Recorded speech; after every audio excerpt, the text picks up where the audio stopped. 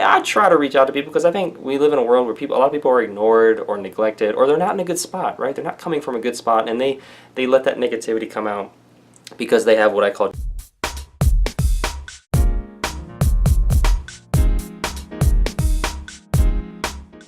Hey, it's Lance McGowan here, and today I'm going to review a comment of somebody that cussed me out on a Young Living video that I did.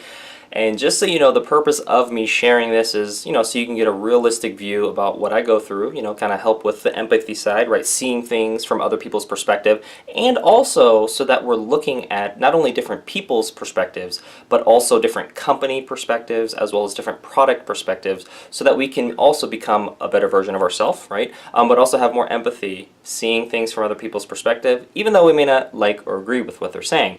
And this person basically left this comment. Let's just get into it for today. He said, MLM is a euphemism for pyramid scheme. Being the least bit fuzzy on that is how people buy into this bull. I mean, he need to watch his mouth, okay? First of all. And just so you know, these comments automatically get into my YouTube comment filter for hell for review, because when they use too many cuss words, it's just straight there. Okay. And then he says, literally and suffer financially. Also, he says, there is absolutely zero, goose egg, research showing essential oils are in any way, shape, or form medically effective. Well, first of all, you can search on PubMed. You can Google PubMed, and then once you get to PubMed, you can just type in essential oils, and it would talk about the effectiveness of essential oils. More articles than you have time to read. So that right there is already, been corrected or dispelled in that statement. So a reasonable response has been provided. Boom. There we go. And then he goes on to say, it's like people think homeopathy is real. I will add one more thing. Essential oils do not heal your body. Your body heals itself when it gets what it needs, which is proper vitamins, minerals, nutrients, as well as trace minerals too, I'll say that, in the form of foods that are nutrient dense ideally. And so that's really where the healing comes from. And obviously getting water, you want clean water and good sanitary conditions too, with like a lot of stuff. So, there's a lot more that goes into it, right? And there's things you can do to enhance your quality of life, right? Exercising regularly, getting the right amount of sleep, 7 to 9 hours. That's the whole doTERRA wellness pyramid. It's a wellness pyramid, but not a pyramid scheme. Okay, let's clarify that. I've done a video on that too, so you can check out both of those topics. Okay, he goes on to say here, it's like people think that homeopathy is real. If anyone actually understands the claims that homeopathy makes and still thinks it's relevant, that factor alone is enough to indicate that they are a idiot. Well, all right.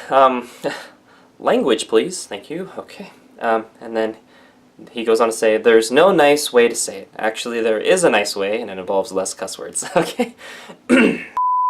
Whether it's naturopathy, homeopathy, chiropractor, there's people that thinks all those professions are quacks or whatever, but as long as, here's the thing, as long as they're relying on fact-based information to make decisions that improve your health and quality of life, what's the problem? The problem is that people have a anti-MLM or anti-homeopathy or anti-essential oil or anti-doTERRA or anti-Young Living or whatever anti-predisposition, which basically just means they believe something opposite of what, I'm presenting. And anything that contradicts what they believe is automatically wrong or discounted in advance. And so they don't give it a chance. Hey, trying to rhyme there, but not really. They don't give it a chance, or they give it a chance, but they discount it, right? So it's like an automatic discount, and it's like, no, that's not what it should be. You should look at the pros and cons of your argument, the pros and cons of the opposing argument, and try to come to an accurate conclusion. That's the most objective way to try to do things, and try to balance out the pros and cons. If you have 3 pros for your argument, try to find 3 cons. And some people are like, well, my position or argument doesn't have any cons. There is. You just have to look for them. So, all right. And then he says, many people don't actually understand what homeopathy is. I'm not talking about those people. I'm strictly referring to people that actually know what homeopathy means and still believe it works. Okay. So again, I'm hearing opinions about why he doesn't like it as a profession, but not really facts as to why it's invalid. So he's like giving the conclusion without the facts to support that. Anyways, that's not a very good, that's not a strong argument. Anyways, he says, cuss words, man, just, it's unnecessary. Unnecessary. He says, while I'm calling out idiots, might as well throw a few more in. Okay, so it sounds like he's projecting again. Let's just keep it real, all right? He says, anyone that believes that chemtrails are a thing, any and all flat earthers, moon hoaxers, climate change deniers, and the absolute worst idiots of all, the anti-vaccination crowd, also known as homicidally negligent. All right, I'll take not holding back anything for 500, Alex. Definitely got a lot off his chest. You know, I could sense the whatever it is. Definitely got it off, but I think that was unnecessary. And threw in a lot of different topics that are out of scope of what even I was talking about in my video. I feel like people are like triggered, and then they're just like rant on other stuff that's not even relevant, and you're just like, and it doesn't even support the argument. It's just like throwing a bucket of garbage on somebody's lap. You're just like, what does this have to do with anything? Like, alright, so here's what I responded back with. So, you know, I try to give constructive feedback, right? Something that can build them up if they are open to it, but if they're not, that'll determine whether they're reasonable or not. So I said, thank you for the rather colorful commentary, because it certainly was. It was more colorful than a coloring book, okay? But then I said, but your comment was held for review due to it, so I would choose your words wisely going forward. And that's the truth, right? I mean, we don't need to use all the profanity in order to get your point across. I mean, I know they do it in TVs and movies and stuff, but, you know, it's really not necessary to have a reasonable discussion. So, especially when you calling people names and calling them out their names, it's not necessary. And then I said, I hear a lot of claims and cuss words. You know, that's what I said. But do you have fact-based evidence from both sides of the argument to support your conclusions, right? So now I'm trying to seek understanding and see what information they have. And then I said, and followed up and finished with, otherwise it sounds like a lot of negativity and projection coming from your end, which has no place on my channel since I promote the truth, right? Seeking understanding and having reasonable discussions, even if you disagree or dislike my content or delivery, right? So I want to create an environment where people are free to share their opinions. They're free to share whatever facts they have, but I will be most open to something if people mention how my information is either incomplete or inaccurate, or I will point out where they can, you know, improve upon their commentary as well. And that's part of having a reasonable discussion. You don't get butthurt or triggered because somebody's like, oh, so you're telling me to review this or look at a book or read a book. No, it's just like, if you're reasonable, you'll be like, okay, cool, I appreciate the, you know, the feedback, and, you know, I'll look into it, or I'll try to improve, or I'll just, at the very minimum, say, you know, I'll look into it, or and actually look into it and be like, okay, because there's always going to be at least a kernel of truth in what everybody's saying, or whatever anybody's saying to a watermelon size of piece of truth. So it's so important that we be open to feedback. That's only for reasonable people, right? Reasonable people focus on the truth and seeking understanding and finding solutions. Unreasonable people, on the other hand, they focus on winning, being right, and focusing on the problem and blaming and shaming others for that. So that's not who we want to become. That's not our best version of ourselves. The best version of ourselves is trying to be more reasonable. And the book How to Solve Your People Problems by Alan Godwin, that is an amazing book to try to facilitate and be aware of that.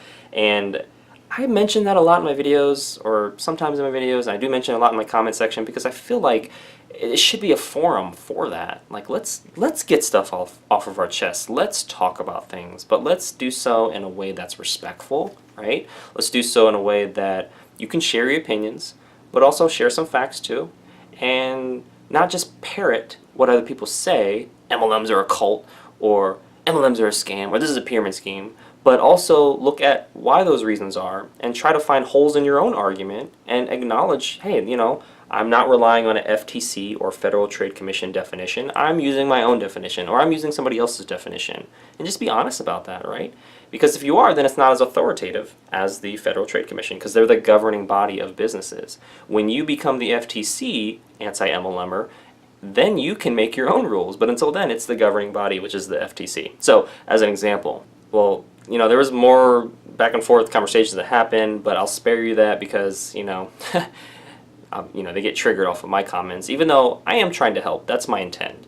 But again, you can only help people that want to be helped, and when they get triggered, they typically don't respond reasonably, so it's really hard to have a conversation after that. But I still give it because I feel like so many people who are in a position of either authority or I'll say more specifically like social media, they ignore a lot of comments or they block or they delete.